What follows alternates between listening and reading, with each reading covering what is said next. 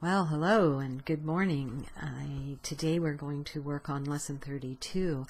Yesterday we talked about the victim, and hopefully you got a little bit of insight as to how your mind really works when it comes to the victim, and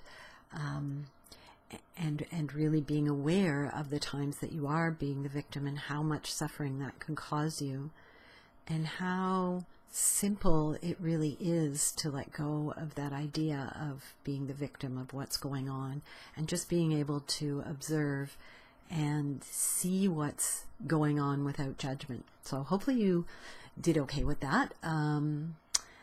But today we're going on to Lesson 32, and it's a bit of a continuation, a little bit of an expansion on yesterday's idea. The lesson is, I have invented the world I see. And we very much do. It's not about, and people get caught up in this. They say, well, what do you mean? The world isn't real? It's not about whether the world is real or not. It's about how we see it and how we interpret what's going on. Because, again, we base it on our past experience and our past beliefs and the things that have been in place since we were little children, really.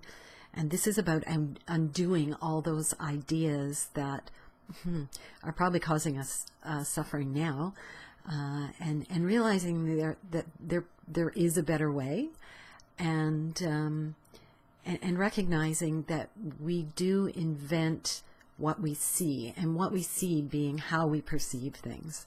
And I think that's a really big distinction to make.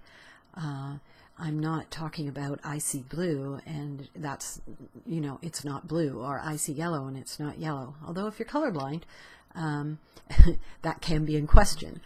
But I'm talking about how we perceive that blue, good or bad, right or wrong,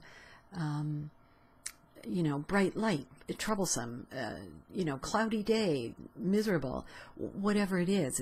It's not what we see, but how we're perceiving what we see. And so just a little bit of distinction for you, so that it hopefully makes a bit more sense for you. So Lesson 32, I have invented the world I see. Today we are continuing to develop the theme of cause and effect. You are not the victim of the world you see because you invented it. So expanding on yesterday's idea of I am not the victim of the world I see. You can give it up as easily as you made it up. You will see it or not see it as you wish. While you want it,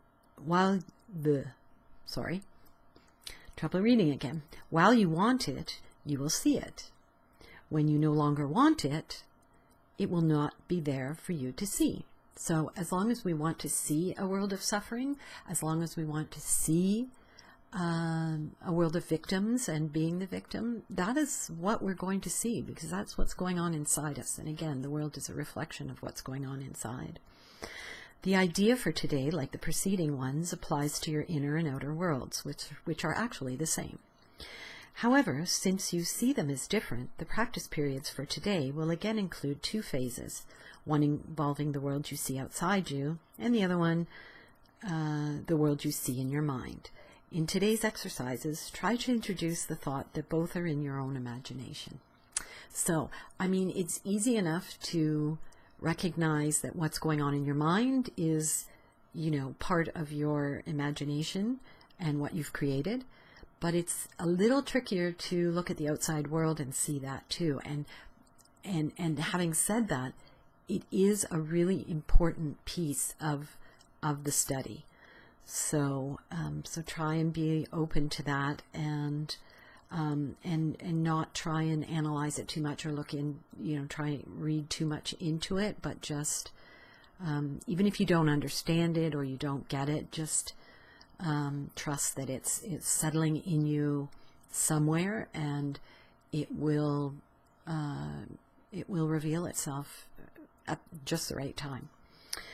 Again, we will begin the practice periods for the morning and evening by repeating the idea for today 2 or 3 times while looking around at the world you see as outside yourself. Then close your eyes and look around your inner world. Try to treat them both as equally as possible. Repeat the idea for today unhurriedly as often as you wish, as you watch the images your imagination presents to your awareness. For the 2 longer practice periods, 3 to 5 minutes are recommended, with not less than 3 required. More than 5 can be utilized if you find the exercise restful. To facilitate this, select a time when few distractions are anticipated and when you yourself feel reasonably ready.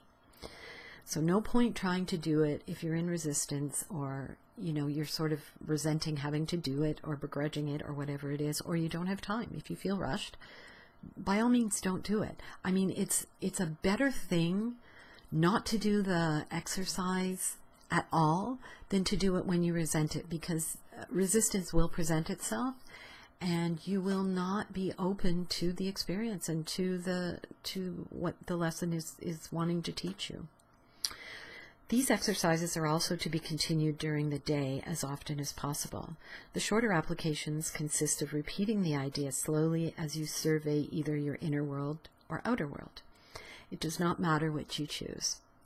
The idea for today should also be applied immediately to any situation that may distress you.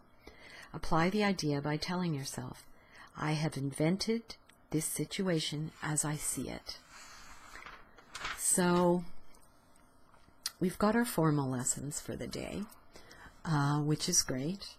But as you can see, the lessons are now becoming sort of twofold.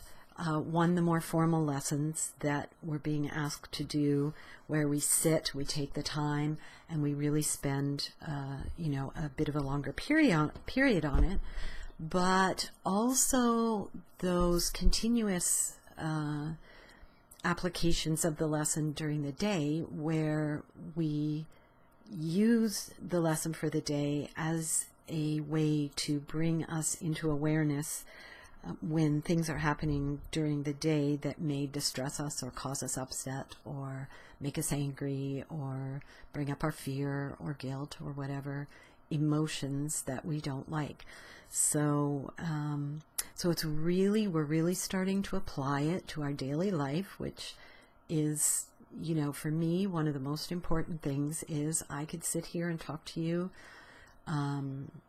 forever and ever about A Course in Miracles and about conscious living and awareness and learning to be more aware and learning to shift your perception. But if you cannot apply it to your daily life, then it is going to be useless to you. So I really encourage you to try and do that and really start to see the ways in which this can really help to change your life on a daily basis. So have a great day. Good luck with the lesson, and I'll see you tomorrow for lesson 33. Bye for now.